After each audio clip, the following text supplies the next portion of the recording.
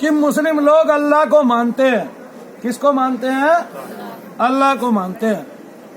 तो जो मानता है वही तो पाएगा। इसका मतलब वो अल्लाह को पाते हैं तभी तो मानते हैं। हम उसको धर्मांधता कैसे कह सकते हैं? ढोंग, अविश्वास और अंधविश्वास कैसे कह सकते हैं? लो जी, जो गुरु नानक को मानते हैं वही तो गुरु नानक को पाएंगे। ए माता जी प्लीज, वही तो दसों गुरु की प्राप्ति करेंगे। जो नहीं मानते हैं वो दूर से समझे ये ढोंग करते हैं, ढकोसला करते हैं, अंधविश्वासी है। जो लोग भगवान बुद्ध को मानते हैं वही तो उसको पाएंगे। जो नहीं मानेंगे वो ये कह सकते हैं कि ये ढोंगी है, ढकोसले वाले हैं, अंधविश्वासी है। लो जी, जो लोग महावीर जैन को मानते हैं, भगवान महावीर को मानते हैं, वही तो उसकी प्राप्ति करेंगे। जो प्राप्ति नहीं करेंगे वो कह सकते हैं कि ये ढोंगी है, अविश्वासी है, अंधविश्वासी है। लो जी, जो लोग मेरी तरह शनिदेव को मानते हैं और जो बाबा रामदेव जैसे शनिदेव को नहीं मानते, उनके लिए तो ये ढोंग, ढकोसला और अंधविश्वास ही रहेगा। लो जी, बाबा रामदेव ओम को मानते हैं। हमने कहाँ देखा? हमने तो प्राप्ति नहीं की, हमने ओम को भी नहीं देखा। लो जी, अगर वो ये कहते हैं कि मैंने ओम की प्राप्ति कर ली तो वो हमें तो पता नहीं चलेगा। मनु भैया कहते हैं मैंने शनि दर्शन किया है, तो दूसरा कैसे मानेगा? तुलसीदास जी कहते हैं मैंने भगवान राम का दर्शन किया है। अब दूसरे ने तो किया नहीं, वो माने या ना माने तो उसकी इच्छा पे है। लेकिन जब वो उसके साथ, उसकी भावनाओं के साथ खिलवाड़ करता है, जैसे बाबा योगी रामदेव ने मनु भैया की भावनाओं के साथ खिलवाड़ किया, जिन्होंने 20 साल रिसर्च किया।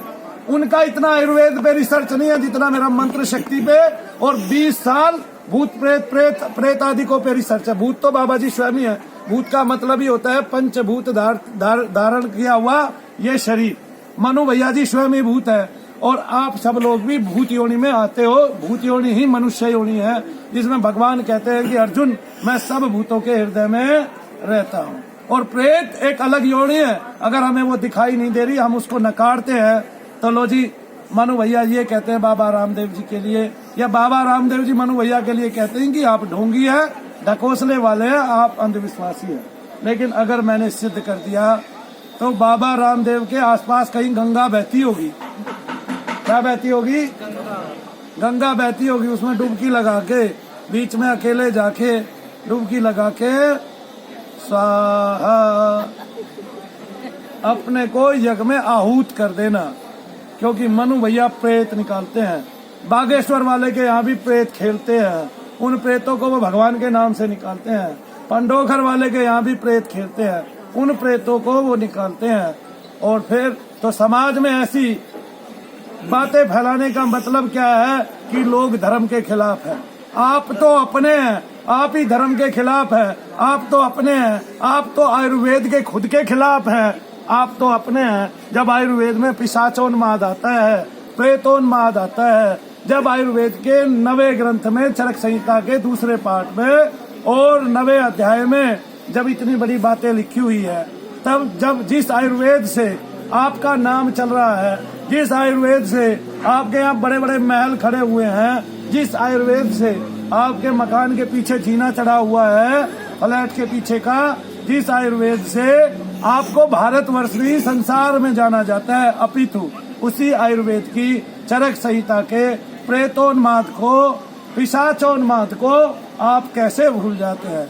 बाबा जी आपकी सेहत दुरुस्त रहे, बाबा जी आप पे भगवान की कृपा रहे। शनिदेव महाराज बाबा जी कपितु आपको ऐसे आवेश में ना लेके आवे कि आपको मेरे ऊपर क्रोध आवे, अपितु आप ये सोचे कि हमारी एक विधा खो गई है। अगर कोई आदमी करके दिखा रहा है और प्रेत का होना साबित कर रहा है, और किसी भी एलोपैथी से, आयुर्वेद से और किससे, बोलो सबको बोल दो एक बार, यूनानी से, होम्योपैथ से, सबसे ज्यादा एक ही आदमी मंत्र शक्ति से, मंत्र औषधि से, यज्ञ की शक्ति से, यज्ञ औषधि से अगर आदमियों को ठीक कर रहा है तो एक बार उसको समझ लो, जान लो।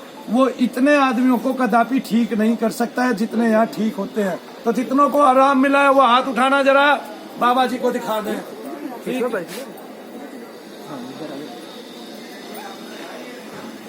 तुम्हारा तो उठाए रखो भाई, एक बार बाबा जी को दिखा तो दे। लो जी बाबा जी, इन लोगों की बड़ी बड़ी बीमारियां दुरुस्त हो गई हैं, इनकी सेहतें ठीक हो गई हैं और इनको किसी आयुर्वेद की आवश्यकता नहीं है। ये वो लोग हैं जो एलोपैथ से भी टूटे हैं, आयुर्वेद से भी टूटे हैं, क्योंकि इनको पता चल गया ये सब आधे से ज्यादा झूठे। जय शनिदेव। और शनिदेव महाराज की जय। शनिदेव। हो गया, कलर के लिए